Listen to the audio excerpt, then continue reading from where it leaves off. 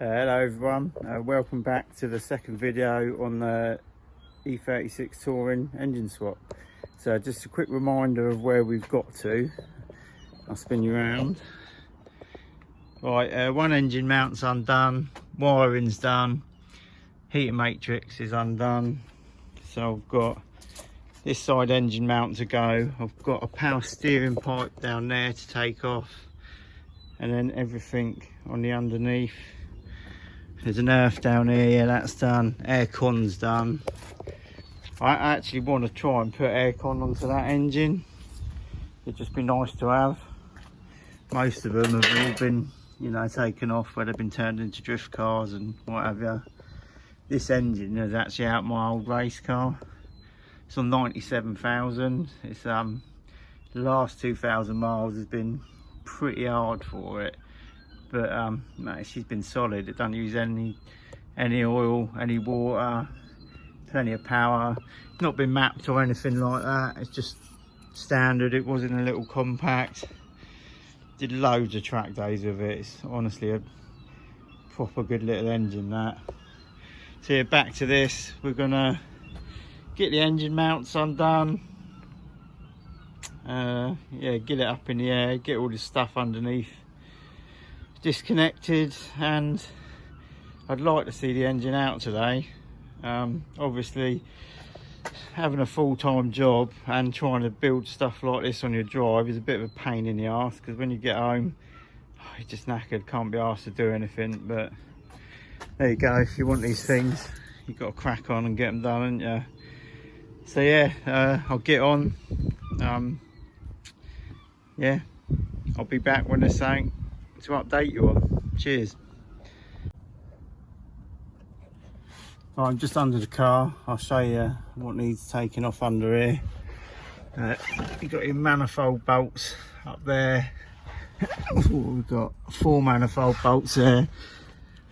Your body brace, 216s, take them off. I'll be taking the full exhaust off because it'll be getting a standard 2.81 going on it. So you undo it from this bracket here, a few 13s, a lambda, undo that, and then you've got your prop shaft.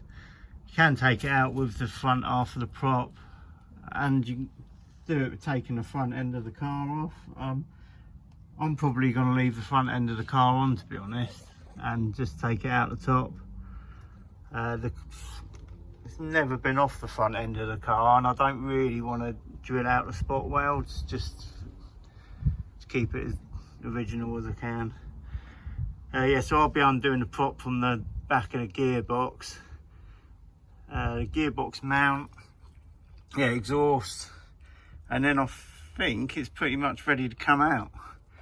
While I'm under it, I've just noticed there was a leak on the gearbox anyway. I don't know if you can see, but that's red oil, so something's going on there with the automatic gearbox, so time for a refresh. But while I'm under it, I know the chassis legs are fucking scraped up where I'd run it quite low, but I mean, look how good them seals are on this. Same this side, like, this thing is properly clean. Like, it's really, really rare to find an e36 like as good as this underneath. Like, everything, it's really good. Yeah, I'll be back in a bit with another update. Right, I've just done everything underneath of it. So I've got the exhaust off, actually come off alright.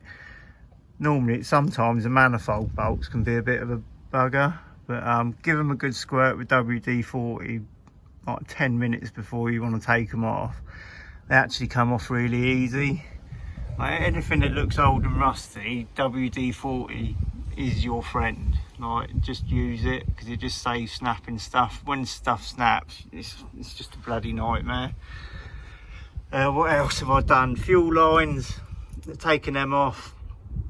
Don't have your head underneath when you're pulling the lines off, because you get that shit in your eyes and it proper stings. So yeah, a little bit of advice, make sure your head's nowhere near the pipe when you pull it off, because it obviously has a bit of pressure. I'll cut the lambda off, don't need it. That pipe hanging down there is the selector for the automatic gearbox. There's a 13mm nut I think on that. That come off really easy, and then you've just got the adjustable bit sort of there. I don't know if you can see it. You just loosen off the nut on the front and then it just pulls through the bracket really easy. What else did I have to do? Power steering pipe, got that off. I'm going to leave the front half of the prop on, see if that'll slide out easy. Hopefully it will. I've given it a little love tap with a hammer just to, you know, shock it, I guess, see if that helps with it coming off. It's fucking windy under here. I'll put the camera up here, it might help a bit. What else? Yeah, gearbox mount. That does drop a little bit.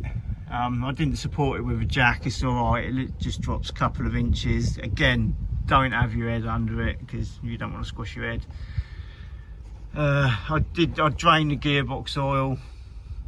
Just didn't want that pissing all over my drive. Let's come back up here. Yeah, so wiring's off.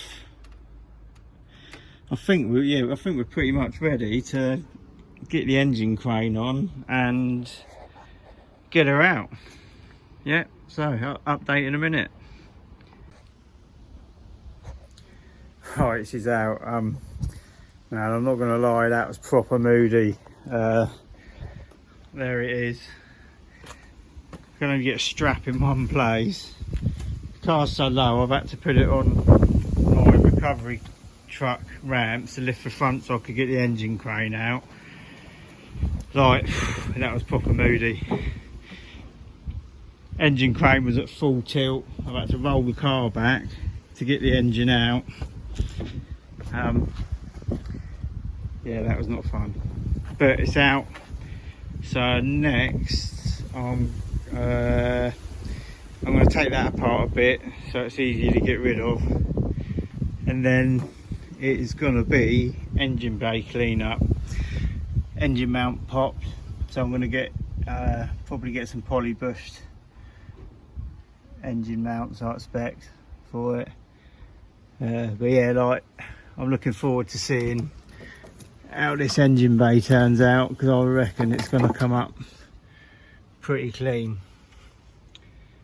Yeah, all good. Right, I'll see you in a bit. Bye. You alright, everyone? So I'm going to give the engine bay a quick clean because I just want to see what it comes up like. So I'm going to put it out of there straight away. I'm no cleaner. Alright, I'm absolutely no detail. I'm not trying to be, I'm not pretending to be. What I've got is, I've got Hetty.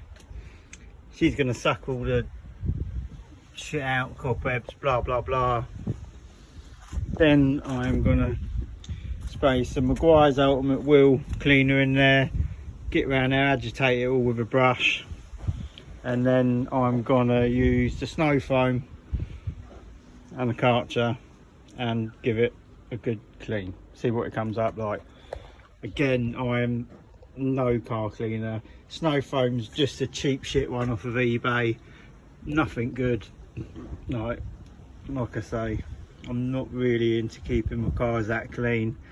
I'd rather be out there enjoying them. I'll be back in a sec with it all clean. So there you go, I've sprayed the absolute granny out of it with the Maguire's Wheel Cleaner. Obviously it's all going purple, so it's doing something. I'll agitate it with a brush and then give it a jet wash, and then use the old cheap snow foam. Do it all again. And that is the end result. It's come up not too bad. There's a lot of scratches and that in this engine bay, which didn't look like they were there until I obviously cleaned it off. But for a bit of wheel cleaner, paintbrush and a bit of soap, that has not come up too bad, to be fair. Like I say, a lot of scratches, but there's no rust or anything like that, so obviously that's the result. Yeah, I'm pretty pleased with that.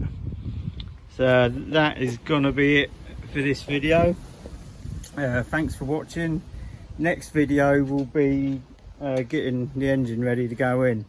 I've got to order some bits, engine mounts, trying to find an M50 manifold for it. Hopefully I'll find one. If not, I am going to stick the engine in without the M50 manifold on it, and then, you know, I'll just do that as and when I find one. But yeah, that's it. There's the dog come out. You're back, say hello. Yeah, right, that's it from me. Give us a like, give us a share, give us a comment. Thanks very much, and I'll see you in the next one.